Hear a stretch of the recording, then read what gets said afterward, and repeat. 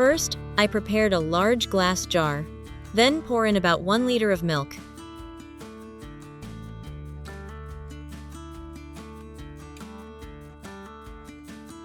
Then, I added 1 tablespoon of salt and stirred until it was completely dissolved. Salt not only enhances the flavor of the finished cheese, but also aids in the separation of the curd when heated.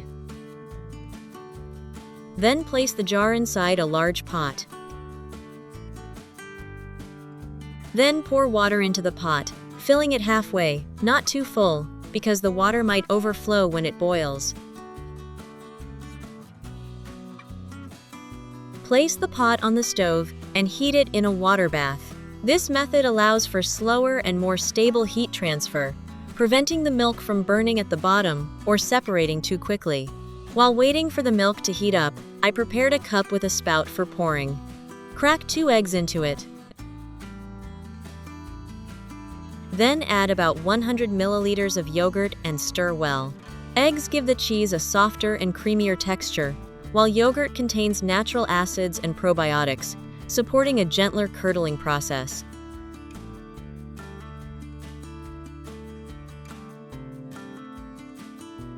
Once the milk in the jar was warm enough, I slowly poured in the egg and yogurt mixture and stirred gently. Where are you watching this video from? Please leave your country in the comments. It's great to connect with people all over the world. Then, I continued to simmer for about 15 minutes. At this point, small clumps of cheese began to float to the surface and gradually separate from the liquid below. After a while in the water bath, when the temperature was hot enough, I could see the mixture begin to separate noticeably. Clumps of softened cheese gradually rose to the surface, while the liquid underneath became clearer. With just a gentle stir, I could tell there was already plenty of cheese. Next, place a piece of cloth over the steamer basket. Once the mixture has completely separated, I pour it all through a filter cloth and gently press to remove excess liquid. This step helps the cheese become thicker and more stable, while still retaining its natural softness.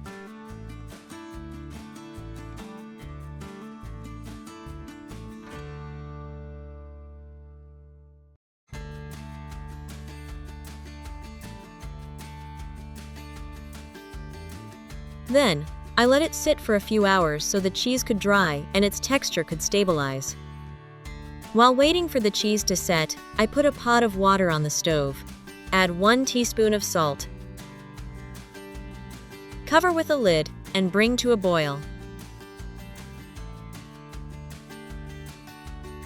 When the water starts boiling at around 80 degrees Celsius, add the spaghetti and cook.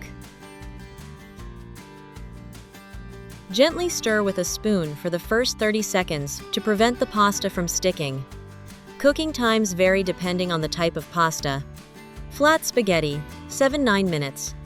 Regular spaghetti, 9–11 minutes. Large pasta, 11–13 minutes. If you prefer softer noodles, boil for 1–2 minutes longer.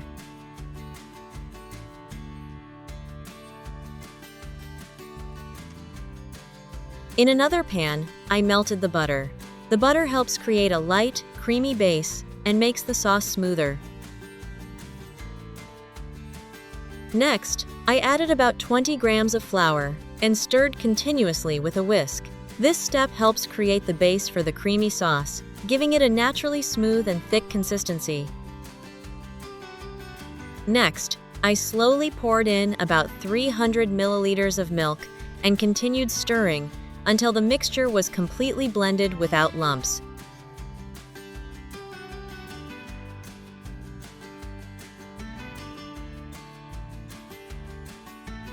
When the sauce started to heat up, I squeezed in 2 cloves of garlic. The garlic enhances the aroma and makes the rich, creamy flavor of the sauce more appealing without being greasy.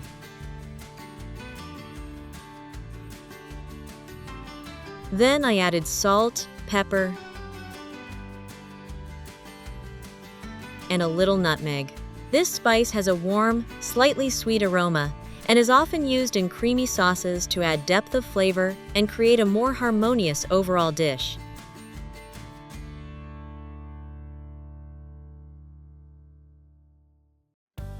Once the sauce had started to become smooth and fragrant, I grated more cheese directly into the pan.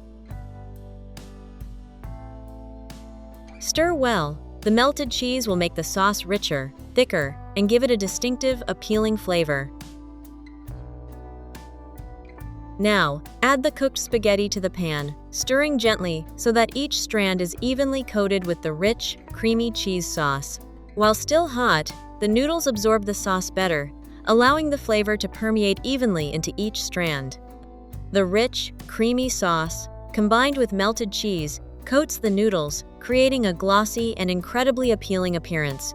Now, they're ready to be served.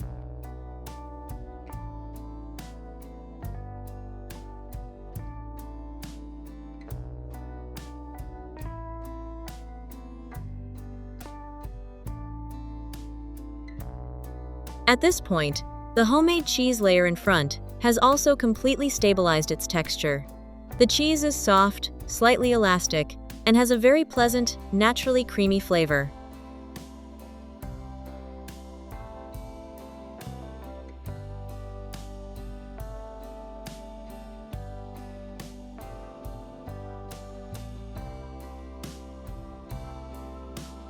I carefully chopped the cheese into small pieces to prepare it for the salad.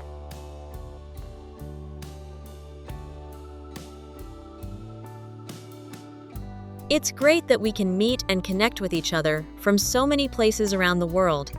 If you enjoy these videos, don't forget to subscribe to the channel to stay connected with me. Thank you so much for your support. After slicing the cheese, put it in a large bowl. Next, finely chopped lettuce. Lettuce provides a crisp texture and a refreshing feeling.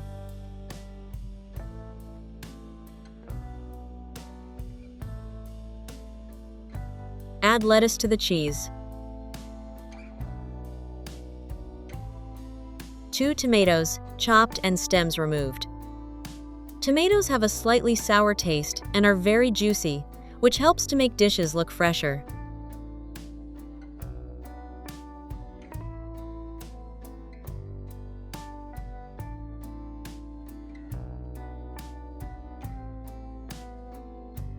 Then, I added a teaspoon of salt and pepper, and drizzled a little olive oil over it.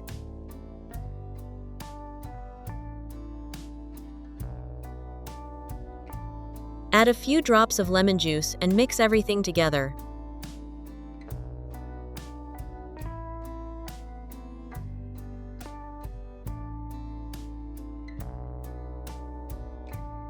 Finally, I presented the fresh cheese salad alongside the creamy pasta dish.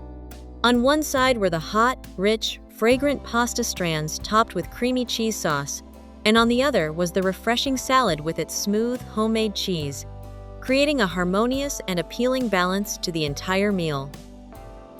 So today I've shared with you some simple cooking tips using milk and eggs, creating soft, creamy, and nutritious dishes that you can easily make at home.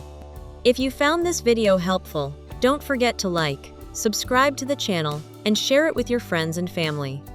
Your support is my motivation to continue sharing more interesting, delicious, and healthy recipes every day. See you in the next videos.